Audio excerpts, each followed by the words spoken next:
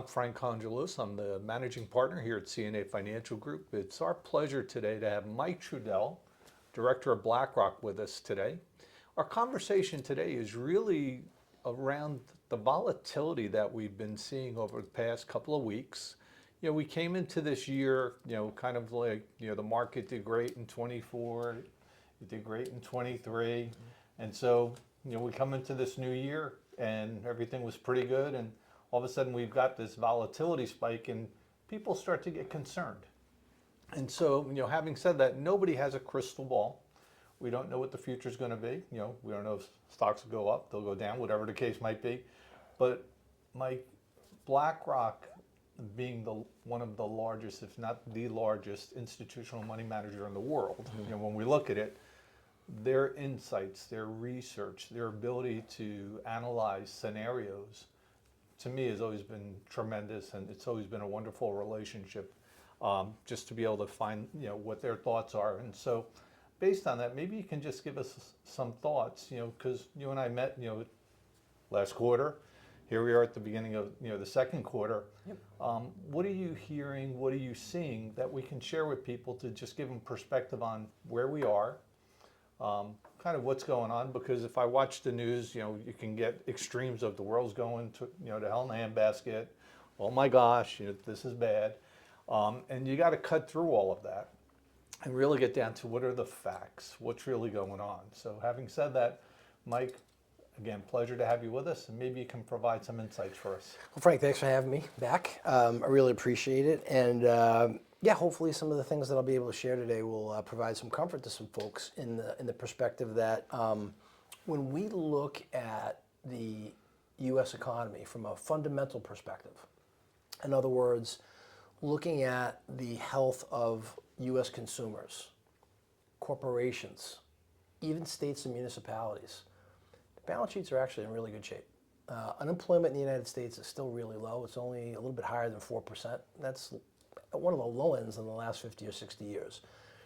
The volatility that we've seen year to date, some of it, I think we probably would have seen a little bit of pullback irrespective of policy changes, because as you noted, past 24 months, we've seen a huge rally in stocks, up over 40% in 24 months. Historically speaking, that's a lot to digest in a short period of time. And Mike, when we look at it, stocks generally trade at some multiple of earnings, and we've been hitting some high points. Maybe you can address where we were. Well, came into the year, the forward price to earnings multiple in the S&P 500, which for our audience, that's kind of like a price level at 22 times, was elevated relative to history. Now, there were a lot of good reasons why stocks were priced pretty expensively, and that's because they have been providing great earnings growth, great profits, especially the big tech companies. And the reason is, for many of those companies, they have pristine balance sheets. They have no debt. And so with interest rates a little bit higher than where they've been historically, any cash that those companies hold on the balance sheet, all that interest was accretive. And their growth has been great. So demand for their services, demand for their products in the United States and globally has been through the roof. And so that's why investors are willing to pay more for those companies. Not only are they great companies, but the projections for their earnings were even better than the broader market. As we came into the year, we were expecting, with the change in the administration, we were expecting change to policy, including trade policy. I think what surprised us, and I think a lot of investors out there, was the magnitude of the policy changes as it relates to tariffs. I was speaking a little bit earlier today showing that historically the effective tariff rate that the U.S. would apply to incoming imports was about 3%. Based on what President Trump showed us back on April 2nd, he wants to take that rate much higher. How much higher? Well, the original number proposed was 22. We don't think it's going to stay at 22. We do think that now that he's been pretty transparent with a lot of our trading partners as to where tariffs potentially can go, they're going to be incentivized to come talk to the United States and negotiate bilateral trade agreements. And the reason we feel very strongly that they're going to be motivated to do that is, even though an increase in tariffs is disruptive to trade globally, including for the United States, it tends to be asymmetrical. What I mean to say by that is it tends to negatively impact our trading partners even more than it impacts U.S. businesses. And the reason for that is those companies tend to export way more to the United States as a percentage of their own GDP growth than the U.S. does to them. So they really don't want to face these tariffs, because what that'll mean for many of them is their goods, when they try to sell them in the United States, aren't going to be as competitive anymore. And so we think that a lot of these countries ultimately are going to come to the United States, and they're going to make various concessions to try to get that rate back down, certainly for themselves, and that'll bring the aggregate rate back down. And so when we kind of look at that, the volatility that we've seen, which is big one-day drops. Then last Wednesday was kind of interesting because we had that big one-day run up again. And so that level of volatility is all around this uncertainty of not knowing. And so, it's not necessarily reflective of, based upon what you said, of the condition of companies. It's really more an anticipation of they don't know how to price things in at this point.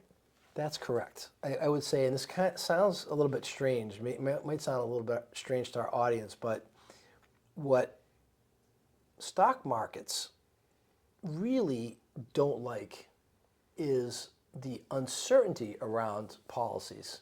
It's in a lot of cases, it's not the policy itself, is they don't know what the policy is. If they do know what the policy is, then what corporate CEOs and CFOs can do is they can budget for things like doing investments in property, plant, and equipment, or doing a merger or an acquisition, or hiring workers. If you don't know, if you do business outside the United States and you don't exactly know what the tariff policy is going to be with countries that you're doing business in, it just causes people to freeze. And to say, you know what, I'm just not going to spend that money until I have greater certainty in terms of what the rules of the road are. It's really comes down to that. I know it can be frustrating, and I would just simply say, I think the thing is that I don't think the administration intentionally wants to cause dislocations in the equity market. What they're trying to do is maximize their own leverage when they're negotiating with these trading partners.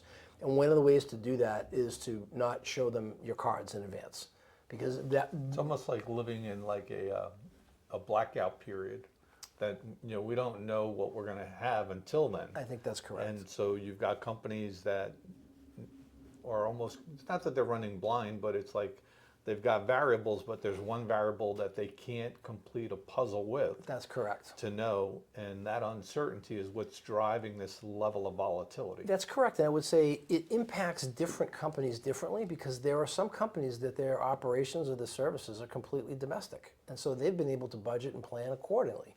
There are other companies where there's only a small percentage of their business that's international. Maybe it's with China, or maybe it's with Canada. And then there's other companies that do a substantial amount of business overseas. So depending on the degree to which they do any kind of cross-border business, it will, as a percentage of their overall business, not in terms of total dollar size, it's going to have different impacts. And that's kind of what we've seen so far. And so, when we have these conversations, with our clients and with our community, one of the things that I always like to, provide a little grounding is, both BlackRock and most of the organizations that we deal with are not traders, which is you're not trying to make money for a day. We're managing portfolios, and we're doing what we're doing for not a day a week, but these are to retirement, through retirement, 5 years, 10 years, That's 20, correct. 30 years. And these short-term volatility that we go through are not enough necessarily that you want to have a knee-jerk reaction to go, oh, we need to all be heading with one direction or the other. No. That's not what we should be looking at this point, because we don't know the rules of the game yet. Well, it's not even that. It's that, if I could say it as simply as I could, there's nothing fundamentally wrong with the economy. What it is uncertainty around trade rules, and at some point that's going to be resolved, right? So we know as time goes on, and the administration has given a lot of countries a 90-day deadline before these things get imposed. They have a lot of motivations to come to Washington and talk to the administration about settling trade differences that the U.S. has with them. So I would just simply say that you're exactly right, Frank. Everybody should have a long-term time horizon for their long-term investments. And a lot of what we're experiencing now is short-term turbulence because policies are changing as it relates to taxes with individual countries in the United States.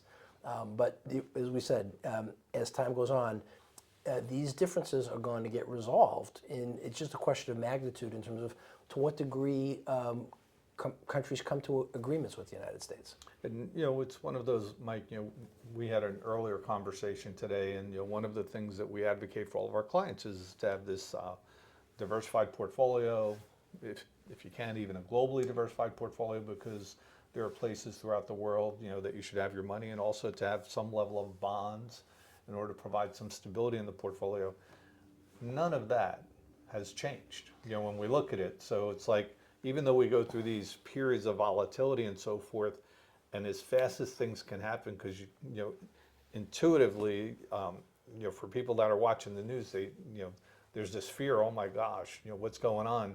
But at the end of the day, volatility is a part of what we always have lived with. But in the long run, we know how the game ends. So volatility is the price we pay for getting a rate of return over the long term that's better than what we would get in a money market instrument. Yep. That's basically what it is. The volatility and that uncertainty and seeing the prices change daily, that's the price we pay for getting an ultimately, historically speaking, what's been proven is that you get a better return from a balanced portfolio than you are sitting in cash. And so periodically we experience these events. It's part of investing, it's part of capitalism. And I think we would be more concerned if we were worried that household balance sheets were in difficult shape. That was the case back in 2008. And that was a period of time where a lot of folks were taking out second mortgages on their home, taking the cash, going on vacation in the Caribbean. And meanwhile, they didn't have any places in Florida with nothing down. And they had no equity in their homes. That's not the case in the United States today.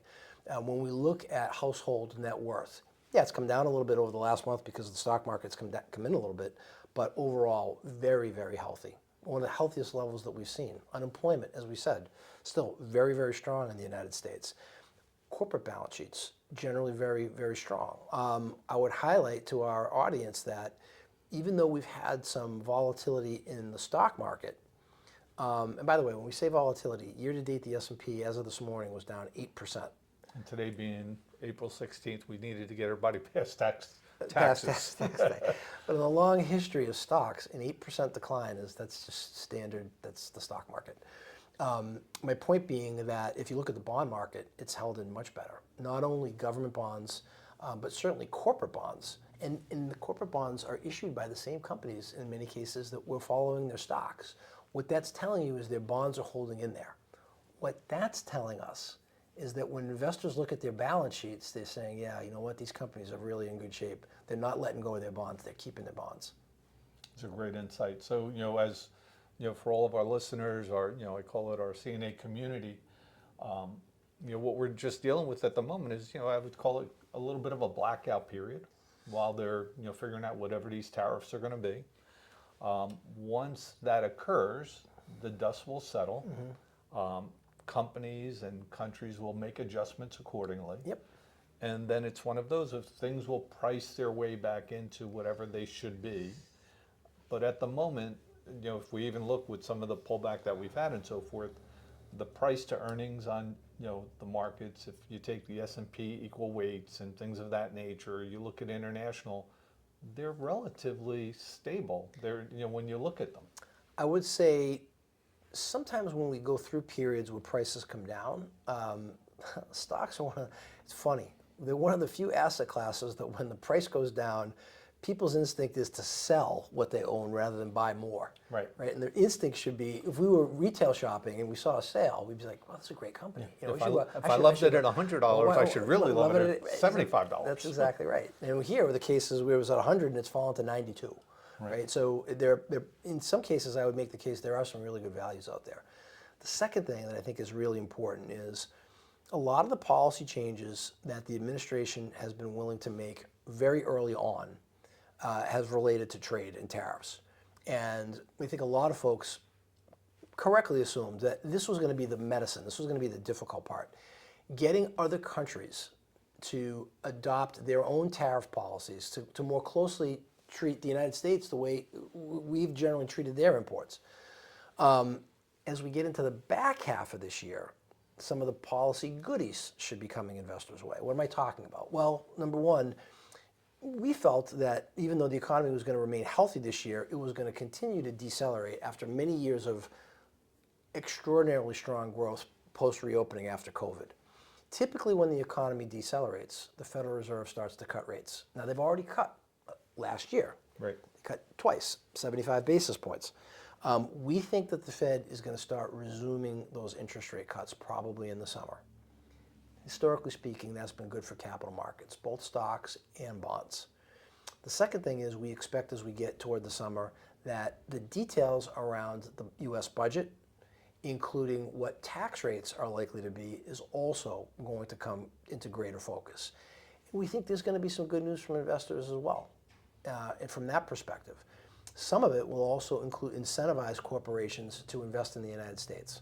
So without getting into a lot of details, we think the administration will incentivize companies by allowing them to accelerate depreciation for what they spend on property, plant, and equipment.